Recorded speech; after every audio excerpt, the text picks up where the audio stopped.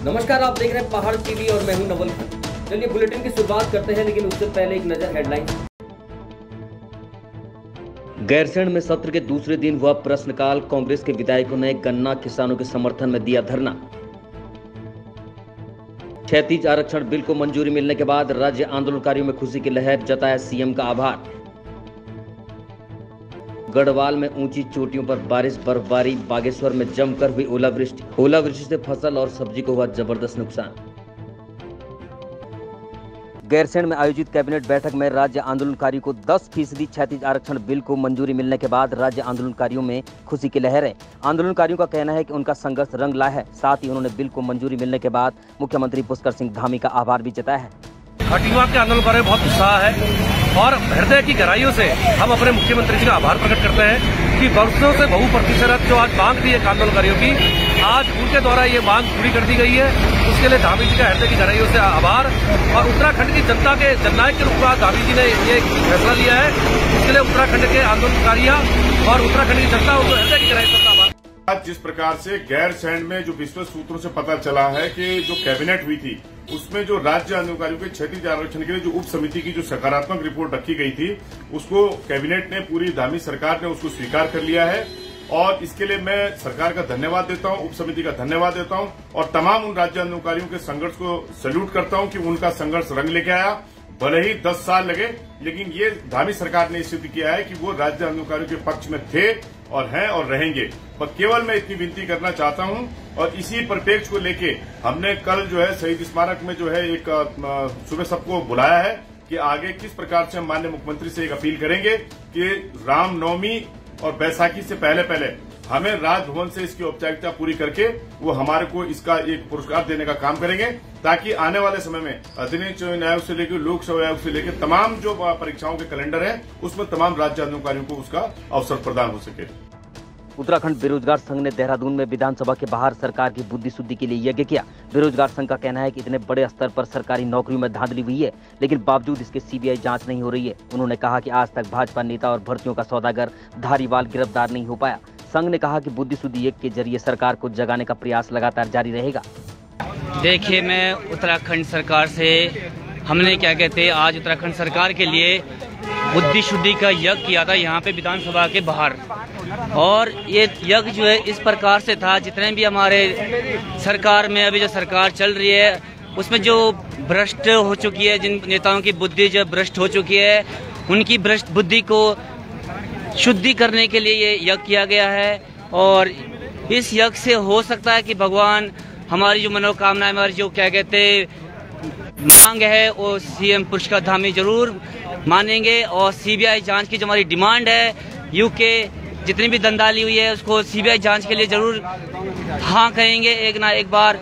और धामी जी, सीएम धामी जी इतना बड़ा यज्ञ करा है, मुझे लगता है कि भगवान के जहाँ देर नहीं है लेकिन अंधेर नहीं है, लेकिन देर भलाई है भगवान के द्वार में।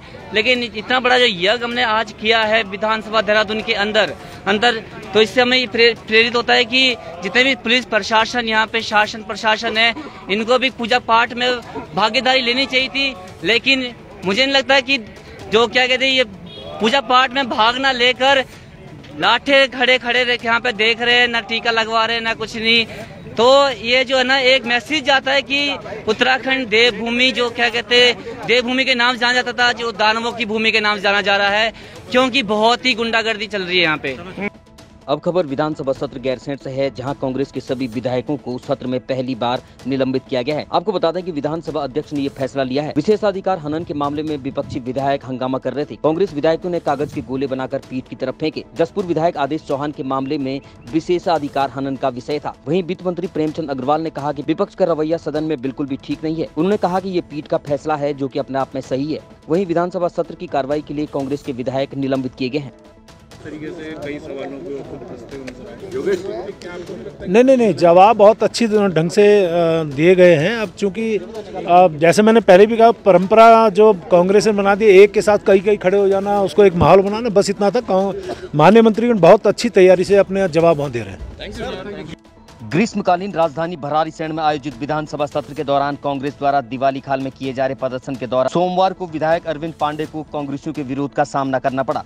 सत्र के पहले दिन कांग्रेस द्वारा 9 सूत्रीय मांगों को लेकर विधानसभा घेराव का कार्यक्रम प्रस्तावित था। ऐसे में कांग्रेस द्वारा जब दिवाली खाल में विधानसभा कूच करने का प्रयास किया जा रहा था, इसी दौरान विधायक अरविंद पांडे की गाड़ी विधानसभा की तरफ जा रही थी। ऐसे में जब कांग्रेस कार्यकर्ताओं ने उनकी गाड़ी देखी तो उनका पारा चढ़ गया। गुस्साए कांग्रेसी कार्यकर्ताओं ने उनकी गाड़ी के आगे प्रदर्शन शुरू कर दिया और जमकर नारेबाजी करते हुए गो बैक के नारे लगाए। ऐसे में विधायक अरविंद पांडे को मजबूरन अपनी गाड़ी को पीछे करना पड़ा। कांग्रेस कार्यकर्ताओं का कहना था कि भराड़ीसैंण में बजट सत्र चल रहा है और भाजपा विधायक बाहर घूम रहे हैं। उत्तराखंड सरकार 15 मार्च को बजट पेश करने जा रही है। चौंकाने वाली बात है कि इससे पहले भी 22 बजट पेश हो चुके हैं, लेकिन आम आदमी तक मूलभूत सुविधाएं नहीं पहुंची हैं। देवप्रयाग विधानसभा क्षेत्र का ये वीडियो सामने आया है। कुछ ग्रामीण एक बुजुर्ग महिला को डोली पर बैठाकर 3 किलोमीटर की खड़ी चढ़ाई पर ले जा रहे हैं। चलते चलते ग्रामीण अपना आक्रोश भी स्थानीय विधायक और सरकार पर जता रहे हैं। ग्रामीण अपने परिजनों को अस्पताल ले जाने के लिए डंडी कंडी के भरोसे हैं। गाँव में सड़क न होने के कारण मरीजों को कंडी में लाद कर कई किलोमीटर पैदल चढ़ाई चढ़कर ले जाना पड़ता है। वो साल दूसरा था, ये साल दूसरा है। तब हाल दूसरा था, अब हाल दूसरा है। लेकिन वो साल दूसरा था 2022 का, ये साल दूसरा है 2023 का। लेकिन तब भी हाल वही था और आज भी हाल वही है। माता श्री को जो है फिर एक बार हॉस्पिटल से घर पहुंचा रहे हैं। नेता मस्त और जनता त्रस्त। अब खबर पिथौरागढ़ से है, जहां पूर्व मुख्यमंत्री और महाराष्ट्र के पूर्व राज्यपाल भगत सिंह कोश्यारी सोमवार को अपने गृह क्षेत्र नाचनी में पहुंचे तो लोगों ने उनका स्वागत गाजे बाजे के साथ किया।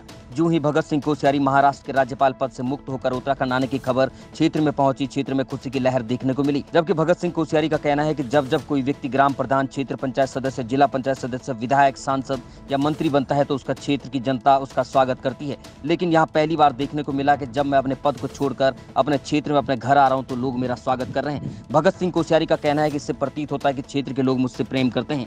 मुझे पहले भी विश्वास था, आज भी पूर्ण रूप से विश्वास हो गया है। मैं महाराष्ट्र से आया हूँ।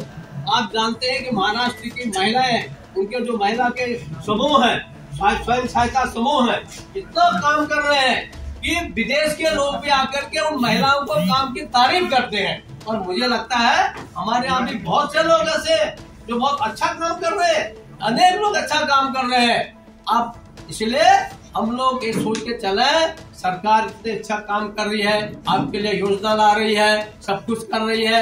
हम उन्हीं का ठीक से उपयोग करें। हम करते क्या है, सड़क बनाने को दो तो सड़क का अच्छी सड़क बनती नहीं है, नहर बनाने को दो, नहर बनती बाद में टूटती पहले है। इसलिए आज हमारी जो माताएं बहनें हैं। खबर हरिद्वार रुड़की से है। देवभूमि उत्तराखंड में आखिर ये क्या हो रहा है। यहाँ पर पहले तो एक युवती के साथ रेप होता है, जिसके बाद युवती द्वारा पुलिस को तहरीर दी जाती है। पुलिस द्वारा मामला भी दर्ज किया जाता है, लेकिन पुलिस आरोपी की गिरफ्तारी नहीं कर पाई, जिसके बाद आरोपी के हौसले बुलंद हुए और अब आरोपी ने युवती पर एसिड से अटैक कर डाला, जिसकी सूचना पुलिस को मिलते ही महकमे में हड़कंप मच गया। वहीं पुलिस ने अब दूसरा मामला आरोपी के खिलाफ दर्ज कर लिया है। स्थानीय लोगों का कहना है कि पुलिस की आंखें दूसरे मामले के बाद खुली हैं। अब पुलिस आरोपी की तलाश में जुटी हुई है और गिरफ्तारी के दावे कर रही है। मैं मंगलोर पठानपुरा की रहने वाली हूँ। मैंने 25 फरवरी में एक मुकदमा दर्ज कराया था रही सदर के नाम से। पुलिस ने उसको इतना 376 धारा पे भी पुलिस ने उसको गिरफ्तार नहीं किया और उसके बाद भी उसने मेरे ऊपर एसिड अटैक किया है। ये एसिड अटैक कब किया है? ये 11 मार्च में। उसके बाद पुलिस ने कुछ किया है? सर अभी तक तो कुछ भी एक्शन नहीं ले रहे हैं। क्या लग रहा है आपको, पुलिस से विश्वास? सर मुझे बिल्कुल भी विश्वास नहीं है, क्योंकि मुझे बहुत ज़्यादा टॉर्चर किया जा रहा है। किसी पे शक है आपको इसके अलावा? सर अब एक पे हो तो बता भी सकता है इंसान। शक तो मुझे फिलहाल तो कोई मेरी सपोर्ट में नहीं है, मुझे शक हर इंसान पे है, जितने भी उस लड़के की सपोर्ट में सब। ये दरअसल यहीं का है, पठानपुरा मोहल्ला का। इसमें जो है पहले एक 376 का मुकदमा दर्ज हुआ है, उसकी इन्वेस्टिगेशन चल रही है। फिर एक परसों सूचना आई है, परसों शाम, कि इस तरह से जो है लड़की ने 112 पे कॉल की, मेरे पे जो है एसिड अटैक हुआ है। तो उस संबंध में चूंकि उसके थोड़े बाजू पे उसे के कुछ इंजरी वगैरह है, उसमें मेडिकल करा दिया गया है और उसमें मुकदमा दर्ज किया जा रहा है और कर चुके हैं, बल्कि कल मुकदमा दर्ज हो गया है। उस आधार पर इन्वेस्टिगेशन चल रही है। सर लगभग 1 सप्ताह पहले भी मुकदमा दर्ज किया गया था, पर उसमें अरेस्टिंग नहीं हो पाई थी और अब एसिड फेंका गया है। सर क्या कहीं ना कहीं कुछ वीकनेस है इसमें जो अरेस्टिंग ना हो पाई? क्या कहना चाह रहे हो आप? देरी हुई है ना सर, अरेस्टिंग में देरी हो रही है। अरेस्टिंग कोई प्रोसीजर थोड़ी हो, तो इन्वेस्टिगेशन के बाद तय होगा। ये हम लोग हमारा दो घटनाएं हो चुकी ना सर इसी बीच में है?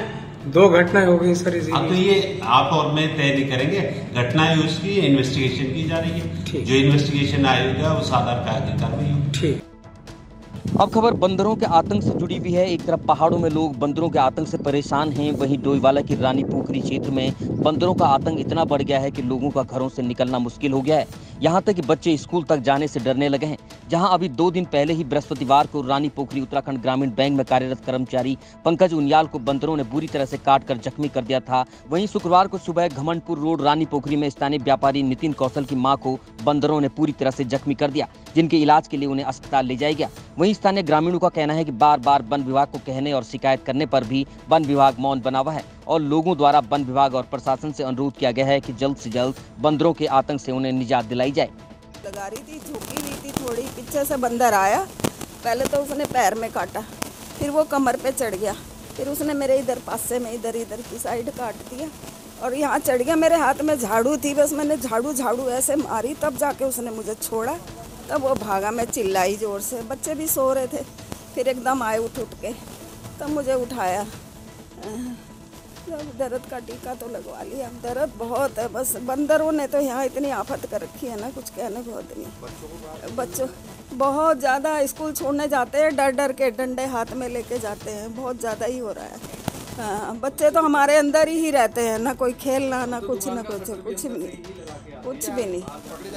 हाँ जी, पकड़े जाने चाहिए, बस ये यहाँ से वही हो जाए तो अच्छी बात है, हम तो यही कह रहे हैं बस। रेंज स्तर पर जो भी उपाय किया जाएगा। अभी बंदर वाले से बात हुई, परसों 6 बजे पहुंचेगा, हमारी टीम भी रहेगी, आप भी कोऑपरेट कीजिएगा है ना। और कम से कम उन लोगों से जो उनको फीड कराते हैं उनसे कहेगा फीड ना कराए, क्योंकि फीड करने में आदत पड़ती है, आएगा ही आएगा। इसलिए हम सबका एक सामूहिक कर्तव्य बनता है कि कम से कम बंदरों को मतलब खाना चारा वारा ना दे, बुलाए नहीं बस्तियों में। और बड़ी व्यापक समस्या इसमें एकदम इस तरह बस इतना तगड़ा समाधान है भी नहीं इसमें। जो घायल हुए तो उनको कैसे? अब मेरी उनसे हमदर्दी है, पहले तो आप एंटी रेबीज लगवा दीजिएगा और इस अगर ऊपर विभाग स्तर पर कुछ कार्रवाई तो मैं अवश्य लिखूंगा अपने साहब के लिए। अभी आपकी इसमें फॉरवर्डिंग लगा के मैं साहब ऊपर अपने सर को प्रेषित कर दूँगा इसमें।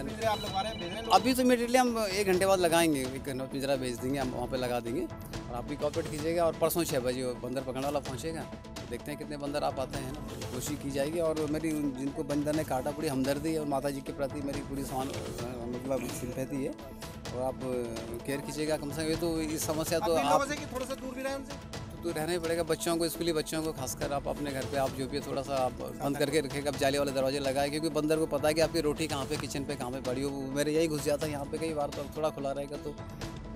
उनियाल है, मुझे परसों 9 तारीख को बंदर ने पीछे से हमला किया और काट दिया था, जिससे मेरे बहुत प्रॉब्लम हो रही है। और मैं यहाँ बैंक में कार्यरत हूँ, आउटसोर्स पे, उत्तराखंड ग्रामीण बैंक रानी पोखरी में।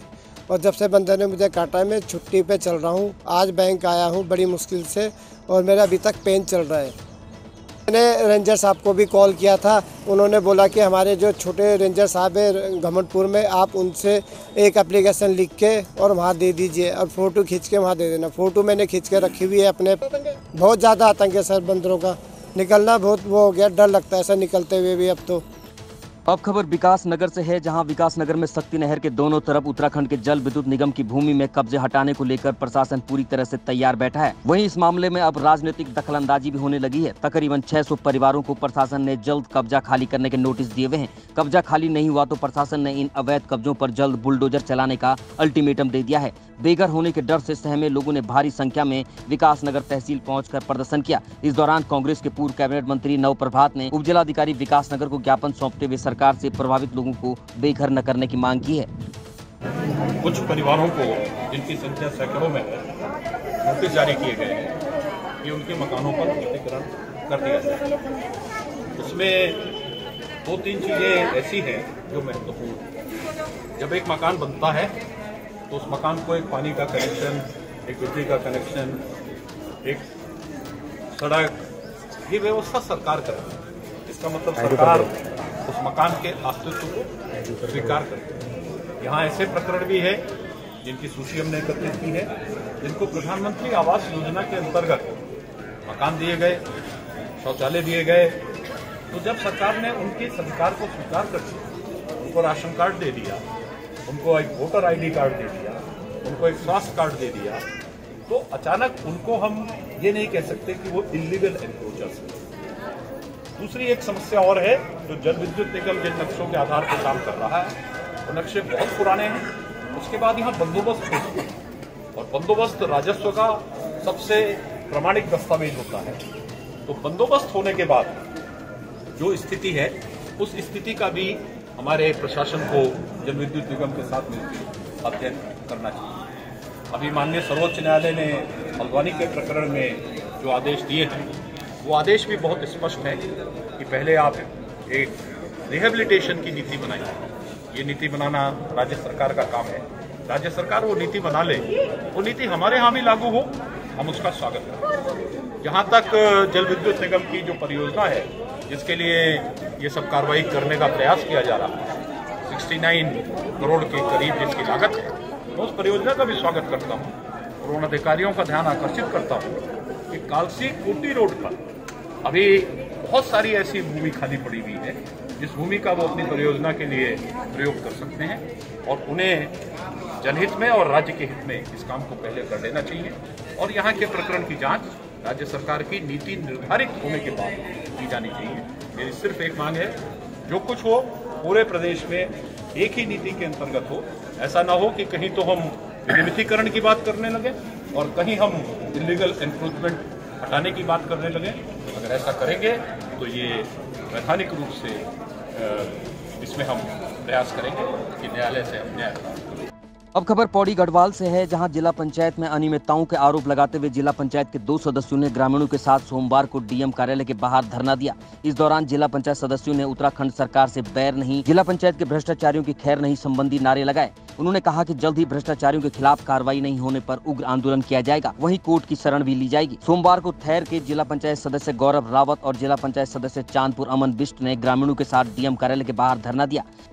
जिस प्रकार से आपने देखा होगा कि आपातकालीन बैठकें हो रही है और गौरव रावत के खिलाफ एक एजेंडा बनाया जा रहा है माननीय मुख्यमंत्री जी के लिए, और सदस्यों की सहमति से मेरी सारी बातों का खंडन किया जा रहा है। देखिए, जो जांच का विषय है उस पर कोई गया नहीं अभी तक कि जांच होनी चाहिए। सदस्यों ने देखा या नहीं देखा, इस चीज़ को हमने अभी तक नहीं देखा, लेकिन हाँ, उन्होंने अपर मुख्य अधिकारी का जरूर उसमें जिक्र किया हुआ है कि अपर मुख्य अधिकारी ने नियोजन समिति के समक्ष सारे दस्तावेज प्रस्तुत किए परसों की आपातकालीन बैठक में।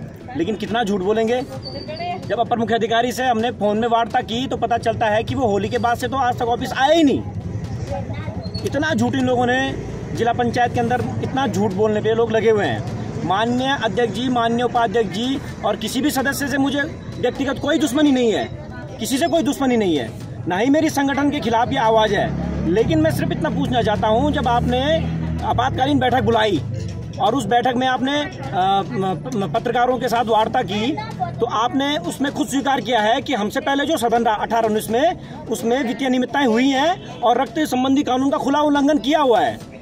इन लोगों ने रक्त संबंधी कानून का खुला उल्लंघन उस पिछले सदन में किया। माननीय उपाध्यक्ष जी की भी मैं बाइट देख रहा था। लेकिन मैं इनसे पूछना चाहता हूँ कि जब आपके पति को सब कुछ पता है कि जिन लोगों ने रक्त कानून का उल्लंघन किया है, ठीक है, हम मानते हैं परवीन बुटोला जी का इसमें कोई दोष नहीं है, वे इसमें दोषी नहीं है, लेकिन अगर आप किसी मुजरिम का साथ दे रहे हैं तो कहीं ना कहीं आप भी दोषी करार होंगे। और जब माननीय उपाध्यक्ष जी कल बाइट में कहती हैं कि मेरे पति का इससे कोई लेना देना नहीं है, ये अनियमितताएं पूर्व में हुई थी और जो 2022 में जो पेमेंटें हुई हैं वो पेमेंटें पूर्व की थी, तो मैं पूछना चाहता हूं, जब आपके परिवार का सदस्य उसमें था और वित्तीय अनियमितताएं आपने खुद बोला है कि हुई हैं, रक्त संबंधी कानून का खुला उल्लंघन हुआ है, आप मानते हैं, तो क्यों आपने 2022 में वो पेमेंटें उनको कर दी?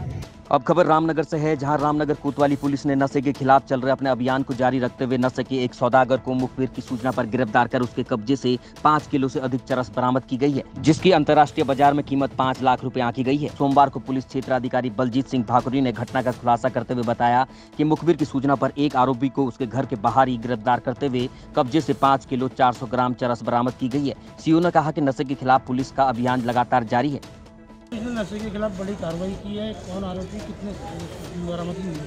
देखिए, पुलिस द्वारा समय समय में नशे के विरुद्ध एक अभियान चलाया जा रहा है। इसी अभियान के तहत आज हमारे द्वारा हमारी पुलिस टीम द्वारा शाहरुख को गिरफ्तार किया गया, जिसके पास से 5 किलो 400 ग्राम सुल्फा बरामद हुआ है, जिसे गिरफ्तार कर जेल भेजा जा रहा है। सर, अंतर्राष्ट्रीय बाजार में कितनी कीमत होगी? इसकी कीमत करीब 5 लाख के करीब होगी।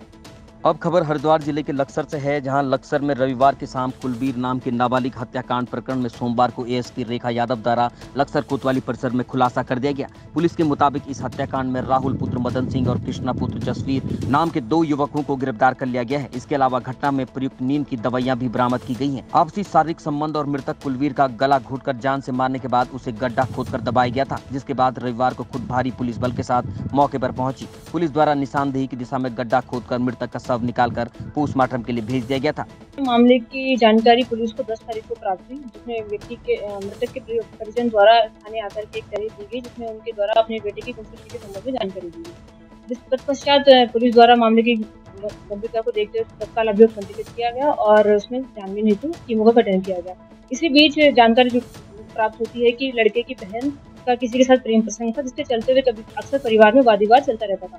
तो उस सूचना पर उसकी बहन को थाने बुलाया गया और उसे पूछताछ की गई। तो पूछताछ के दौरान कुछ संदेहास्पद बात प्रकाश में आई, जिसके चलते लड़की के द्वारा अपने मित्र, जो पुरुष मित्र है उसका नाम बताया गया, उसको भी थाने पर बुलाया गया, उससे भी पूछताछ की गई। तो दोनों की बातों में कुछ संदेहास्पद चीजें सामने आई, जिसका तुरंत संज्ञान लेते हुए गहनता से फिर से उनसे सघन पूछताछ की गई। उसमें उन दोनों द्वारा बोला गया और उन्हीं की निशानदेही पर जो मृतक कुलबीर, जो कि पहले मिसिंग था, उसकी बॉडी रिकवर की गई। घटना में गिरफ्तार हुए अभियुक्त जो है मृतक के परिचित ही थे और उसमें 2 पुरुष हैं और 1 महिला है। महिला जो है वो मृतक की सगी है। अब खबर उधम सिंह नगर के खटीमा से है, जहां रविवार की शाम लगभग 6 बजे शौच जाते समय घर से लगभग 20 मीटर की दूरी पर युवक को बाघ ने दबोच लिया और मौत के घाट उतार दिया। युवक जब घर नहीं पहुंचा तो ग्रामीणों और परिजनों ने इसकी खोजबीन शुरू कर दी। इसी दौरान 20 मीटर की दूरी पर खून के निशान, युवक की चप्पल और मोबाइल मिला। खोजबीन करते हुए ग्रामीण जब 2 किलोमीटर जंगल के अंदर पहुंचे, जहां मृतक का छत विचत शव बाघ द्वारा नोचा गया था, वहीं बाघ भी मंडराते हुए दिखाई दिया। ग्रामीणों ने बमुश्किल शव को बाघ के कब्जे से छुड़ाया। साथ ही वन विभाग और स्थानीय पुलिस प्रशासन को इसकी सूचना दी गई। आपको बता दें कि मई 2022 में भी इसी तरह की घटना इसके आसपास हुई थी, जहां बाघ ने 2 लोगों को अपना निवाला बना दिया था। 6:30 बजे के टाइम लैट्रिन करने गया। हम लोग सोचे कि कहीं गांव में गया है। उनके दोस्तों के पास फ़ोन किया तो दोस्त बोल रहे हैं कि सर हमारे घर नहीं आए हैं।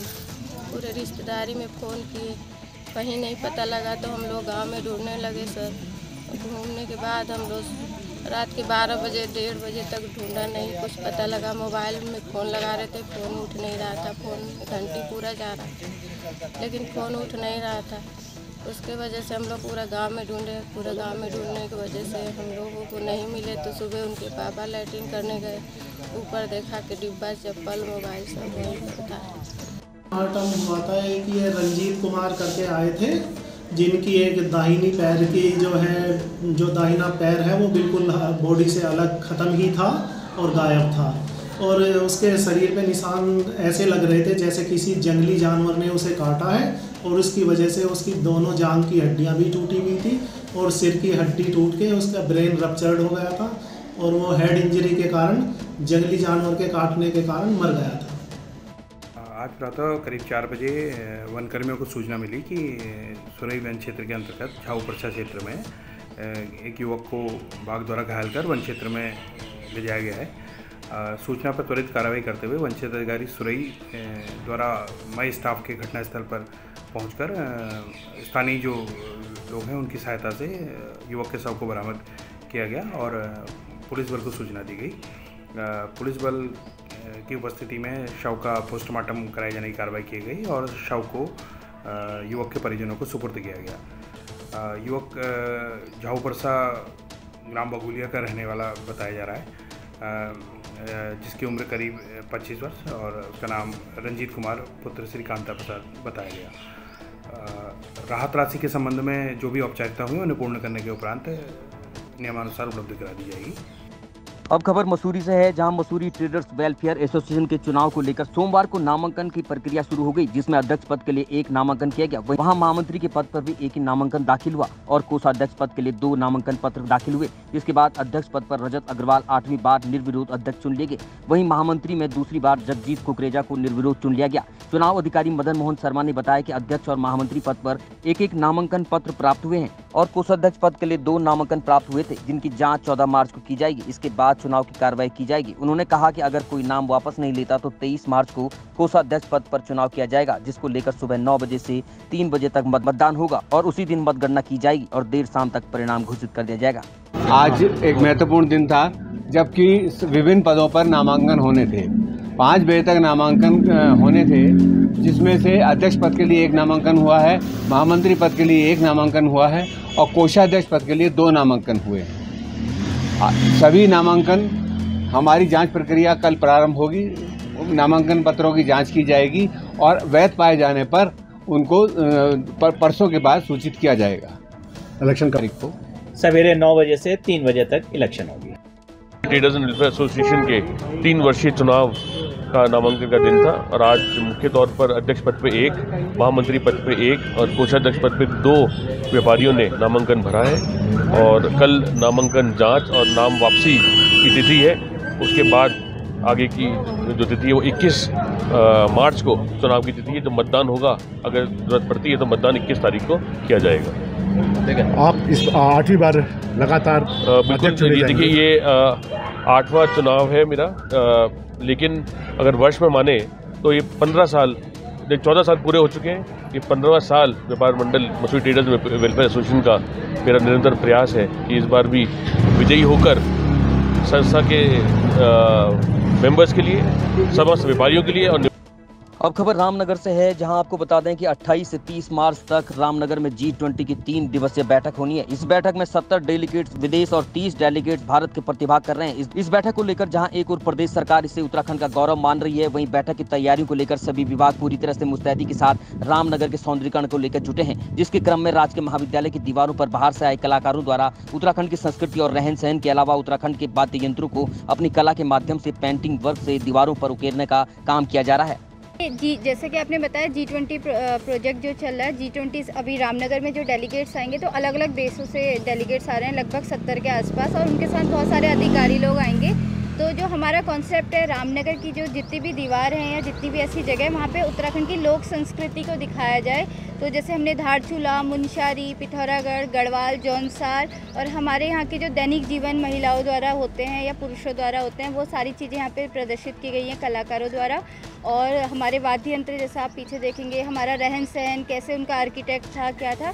स्पेशली जो बाहर से लोग आ रहे हैं उनको ये कल्चर दिखाने के लिए हम लोग यहाँ पे प्रदर्शित कर रहे हैं। तो सारे कलाकार उसी थीम को लेके यहाँ पे काम कर रहे हैं। मेरा नाम उत्तम सरदार है। ये आप G20 को लेकर तैयारियां कर रही हैं और आप पेंटिंग वर्क का काम रामनगर में कर रहे हैं, बहुत सुंदर पेंटिंग है। तो किस प्रकार की आप कलाकृति बना रहे हैं, कहाँ कहाँ से आप लोग आए? हम लोग तो बेसिकली सब अलग अलग जगह से हैं, उत्तराखंड से ही है, और सब कोई जसपुर से, कोई नैनीताल से, कोई हल्द्वानी से, कोई रुद्रपुर से, सब आए हैं। और बाकी यहाँ पे G20 के तहत ये उत्तराखंड की संस्कृति पे काम कर रहे हैं ये सब।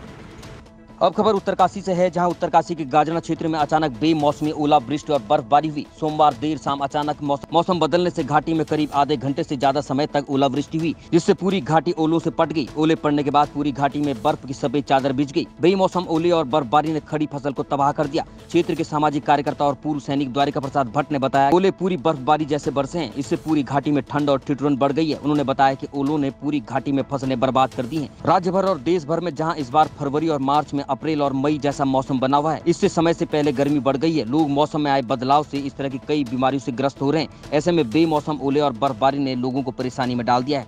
बारिश हुई, उसके बाद ओले भी गिरे और ओले गिरने से जो है गाजना क्षेत्र में जो है लोगों का काफ़ी नुकसान हुआ। जैसे लोगों ने आलू की खेती की हुई है, उसमें भी भाई बहुत क्षति हुई, और धनिया, लहसुन, प्याज आदि काफ़ी चीज़ों का जो है लोगों को बहुत नुकसान हुआ है। सरसों की भी आजकल जो है खेती शुरू हो चुकी है, जो अब तैयार हो गई है, वो भी काफ़ी ख़राब हो चुकी है। बहुत ज़्यादा मात्रा में जो है ओलावृष्टि हुई है, जिससे काफ़ी गाजना क्षेत्र वालों को काफ़ी नुकसान हुआ है खेती बाड़ी में। तो हमारे हिसाब से गवर्नमेंट को इसमें कुछ देखना चाहिए किसानों के प्रति, और लोगों को थोड़ा बहुत राहत मिले, तो इससे गवर्नमेंट का बहुत बड़ा खबर हरिद्वार जिले के बहादुराबाद से है, जहां मातृ और शिशु कल्याण केंद्रों में अंग्रेजी शराब की बोतलें पाए जाने को लेकर ब्लॉक परिसर और अधिकारियों में हड़कंप मचा हुआ है। आपको बता दें कि मातृ और शिशु कल्याण केंद्र स्वास्थ्य से संबंधित कार्यालय है और इस कार्यालय में शराब पाए जाना अपने आप में स्वास्थ्य विभाग पर कई सवाल खड़े करता है। बहादुराबाद स्वास्थ्य विभाग की ये बड़ी लापरवाही सामने आई है। इसमें जैसा कि अभी वीडियो में प्रतीत हो रहा है, ये जो केंद्र है हम लोगों ने यहाँ से पूर्व में ही ये स्वास्थ्य विभाग को अलॉटेड है, जिसमें 108 एम्बुलेंस के कार्मिक उसके अंदर रहते हैं।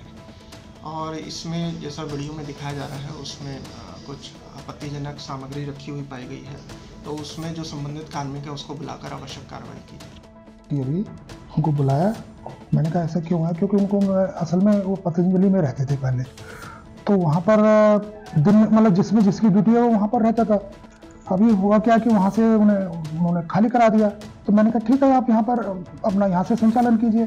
तो कर रहे थे, तो उन्होंने कहा गलती से नाम से रख दी गई, हम लोग ऐसे कोई वो नहीं था हमारा तात्पर्य कि हम कुछ ऐसे वो करते, तो आगे हम ऐसा वो नहीं करेंगे। हम लाए थे, हाँ ऐसा कुछ नहीं, किसी से वहाँ पे बोतल का कवर भी है, माँ बोतल भी है।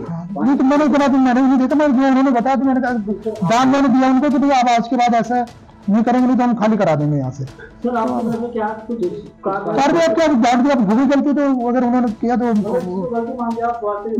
ऐसा नहीं ऐसा नहीं कहूँगा मैं कि वो तो फिर पूरी जांच करो या तो फिर तब देखा जाएगा। मतलब ठीक है, उन्होंने कहा कि हम ऐसा ध्यान रखेंगे, ऐसी कोई हमारी तरफ से कोई ऐसा आचरण नहीं होगा जिससे हम स्वास्थ्य विभाग की छवि को धूमिल हो कहीं पर।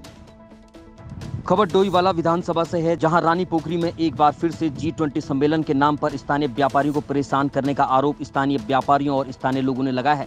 मई जून में ऋषिकेश में प्रस्तावित विश्व के 20 देशों के G20 सम्मेलन के लिए जॉली ग्रांट एयरपोर्ट से रानी पोखरी और ऋषिकेश तक सड़क को चौड़ा किया जाना है, जिसके लिए पूर्व में लोक निर्माण विभाग ने अतिक्रमण के नाम पर पहले ही रानी पोखरी में तमाम मकान और दुकानों को तोड़ दिया था और मार्ग चौड़ा हो चुका था। रानी पोखरी व्यापार संघ ने नेशनल हाईवे प्रशासन पर क्षेत्र के लोगों का उत्पीड़न करने का आरोप लगाया है। उन्होंने कहा कि विभाग पुश्तैनी जमीन को उजाड़ने का काम कर रहा है। रानी पोखरी में शासन प्रशासन के दिशा निर्देशों पर नेशनल हाईवे प्रशासन मनमानी का आरोप लगाते हुए कहा कि पूर्व में ही सड़क चौड़ीकरण के नाम पर उनकी जमीन को खुर्द-बुर्द करने वाला विभाग आज फिर से हमारे मकानों और दुकानों में निशान लगा रहा है, जिसे हम बर्दाश्त नहीं करेंगे। जैसे हमारा ये जो हमें स्वामित्व मिला हुआ यहाँ तक का, जहाँ पर ये ट्रैक्टर खड़ा है, तो ये इसमें भी PWD को दिया, जब इन्होंने 2021 में जब इन्होंने हमें स्वामित्व दिया है, तो ये जो है इसको ऐसे कैसे बता सकते हैं PWD का इसमें आ गया स्वामित्व। आपने हमको जो है PWD का जमीन का दिया गया, तो ये देखिए ये जो पूरी जमीन आ रही है इसका स्वामित्व हम लोगों को मिला हुआ। अब फिर निशान लगा दिया,